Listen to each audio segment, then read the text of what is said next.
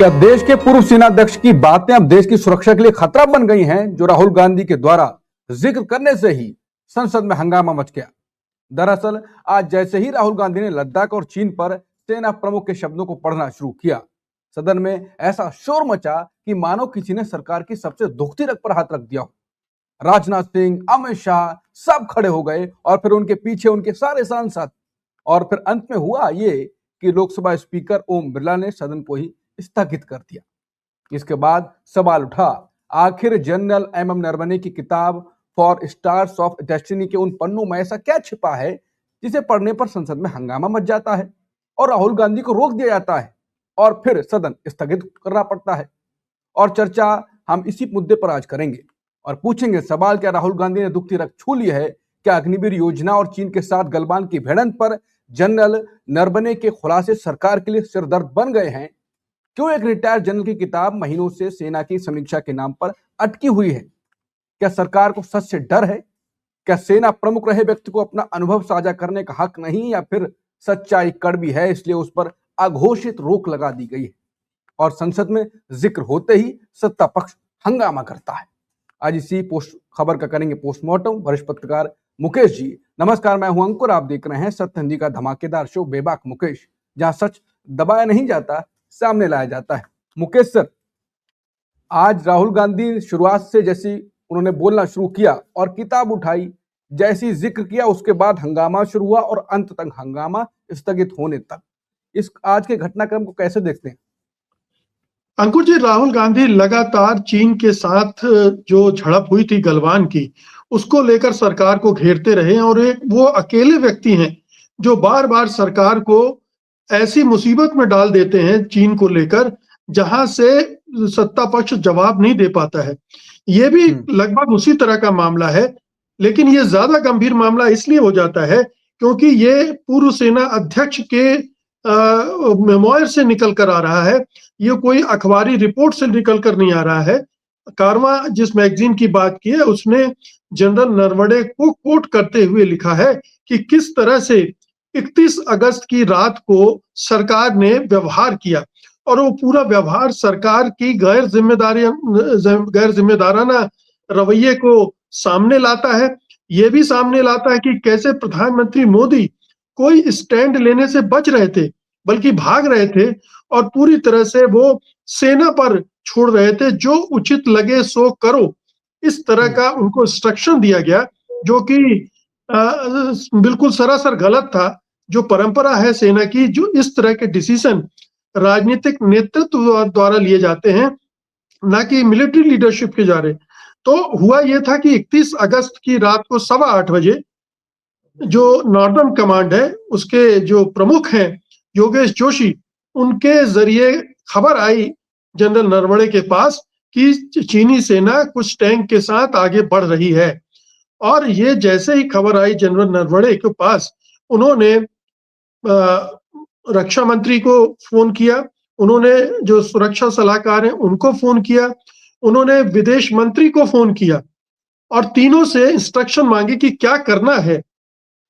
1 घंटे तक खामोशी रहती है। फिर से योगेश जोशी का फोन आता है कि चीनी सेना लगातार बढ़ती जा रही है।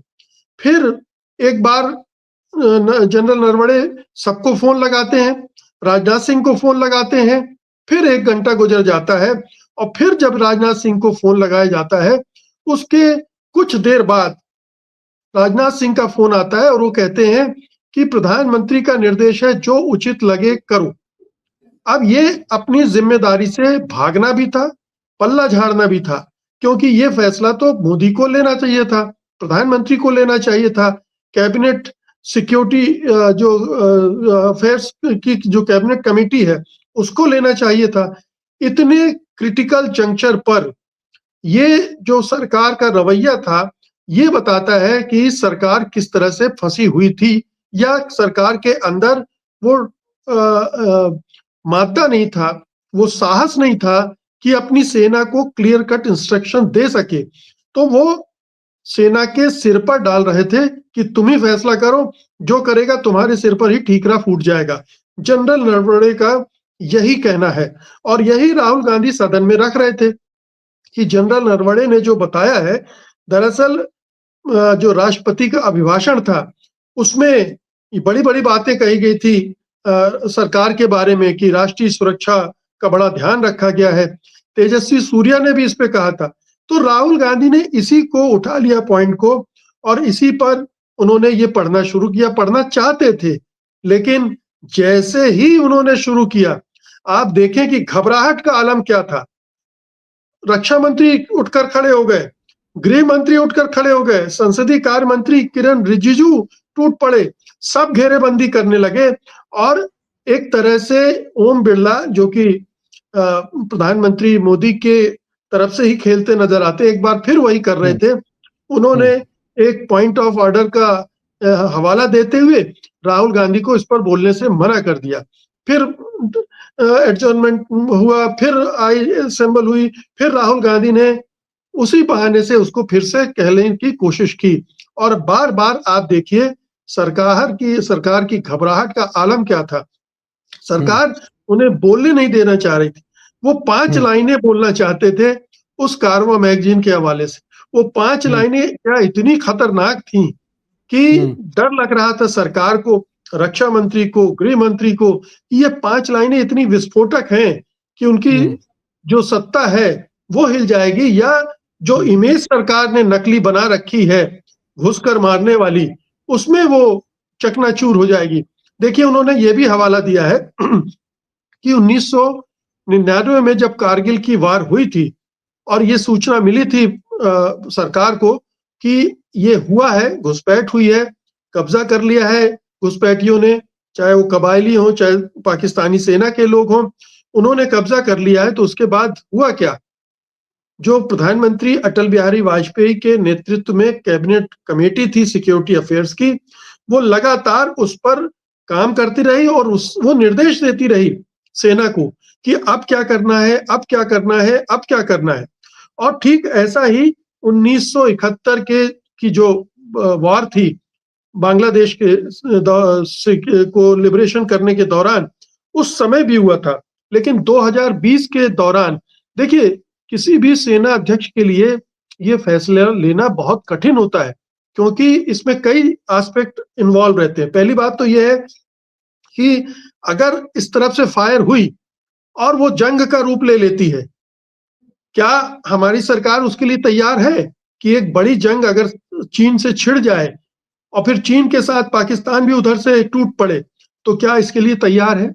एक तो राजनीतिक नेतृत्व की तैयारी, फिर इस तरह की जंग के लिए जो मिलिट्री की तैयारी होनी चाहिए, जो सेना की तैयारी होनी चाहिए, मतलब कितने दिन युद्ध चलेगा, उसके लिए रसद, गोला बारूद और सारी जो सप्लाई चेन है वो चाहिए।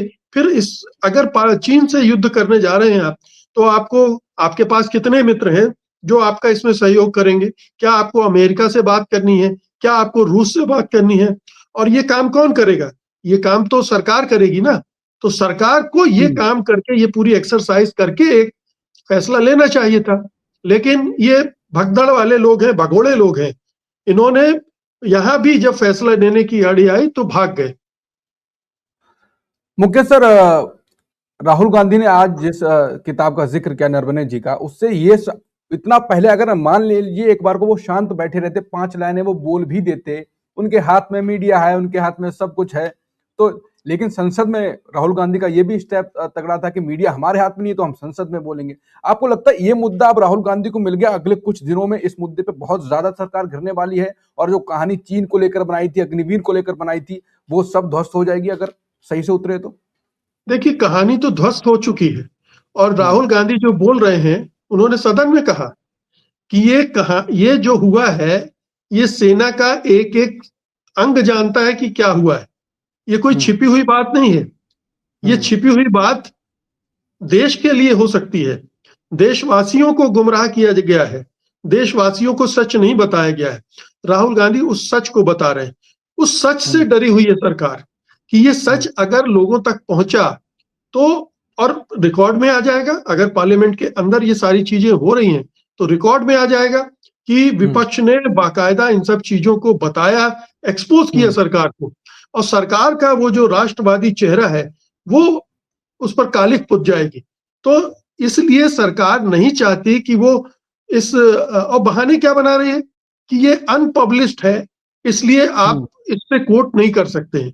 यानी अनपब्लिश्ड किताब है, लेकिन उसके अंश तो मैगजीन में पब्लिश हो चुके हैं ना, आप उसको कैसे डिनाई कर सकते हैं?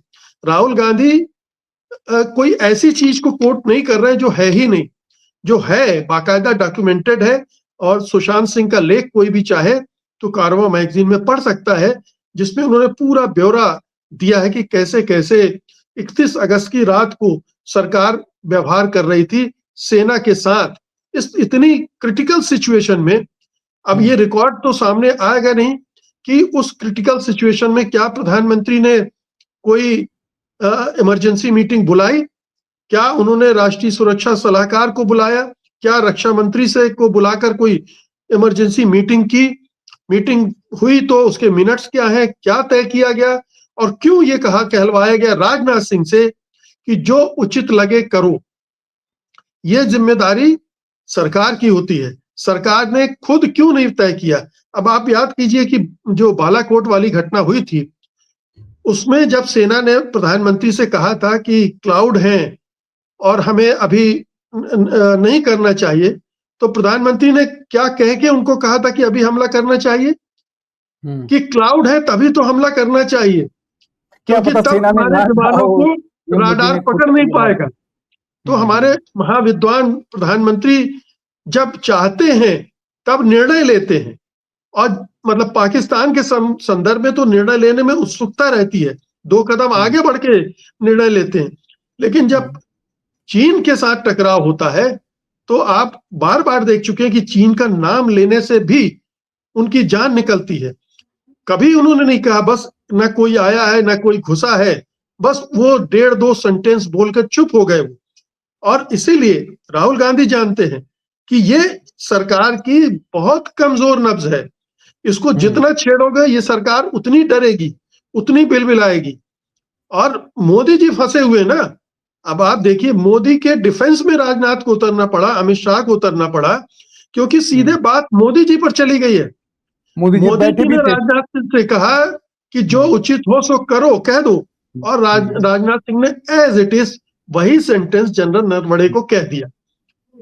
तो ये निर्णय तो प्रधानमंत्री ने इस तरह का लिया ना कि हम निर्णय नहीं लेंगे, हमारे निर्णय लेने की हैसियत नहीं है, हमारी इतना साहस नहीं कि हम निर्णय लें, इसलिए निर्णय लेने की जिम्मेदारी उन्होंने सेना पे डाल दी। कुल मिलाकर राहुल गांधी ने जो आज किताब उठाई और उसको फिर नहीं पढ़ने दिया गया, ना बोलने दिया गया, और सीधे बाद में सदन स्थगित कर दिया गया, तो सवाल तो ये उठा ही कि इस किताब में ऐसा क्या है। हालांकि बाहर जो आर्टिकल छप रहे हैं उनसे सवाल तो और ज्यादा उठ रहे हैं, लेकिन इसके बाद ये भी सवाल उठा है कि राहुल गांधी और विपक्ष आज के बाद इस मुद्दे को कितना ज्यादा आगे उठाएगा, सरकार को कैसे घेरेगा। कि जो चीन की तरफ मोदी सरकार अभी हल्का हल्का आगे बढ़ रही है, क्या जो +2a भी लाने की कोशिश है, पीएम मोदी का जो डायलॉग था a+b का होल स्क्वायर, जो एक्स्ट्रा 2a कहां से आ रहा है, जो एक्स्ट्रा 2a पे क्या राहुल गांधी ने आज हमला किया। अब देखते हैं कि इस मुद्दे को आगे कितना बढ़ाते हैं। जो भी होगा हम आपके सामने लेकर आते रहेंगे। तब तक के लिए नमस्कार। लेकिन हाँ, एक खबर और, वो ये है कि अगर आपने सत्य हिंदी का अगर ऐप डाउनलोड नहीं किया है और सत्य हिंदी की खबरें भी आपको अच्छी लगती हैं, तो बस सत्य हिंदी का ऐप है, उसे डाउनलोड कर लीजिए। एक ही जगह पे वीडियो पाइए और लिखा हुआ जिस पर हम वीडियो नहीं बना पाते हैं वो भी पढ़िए।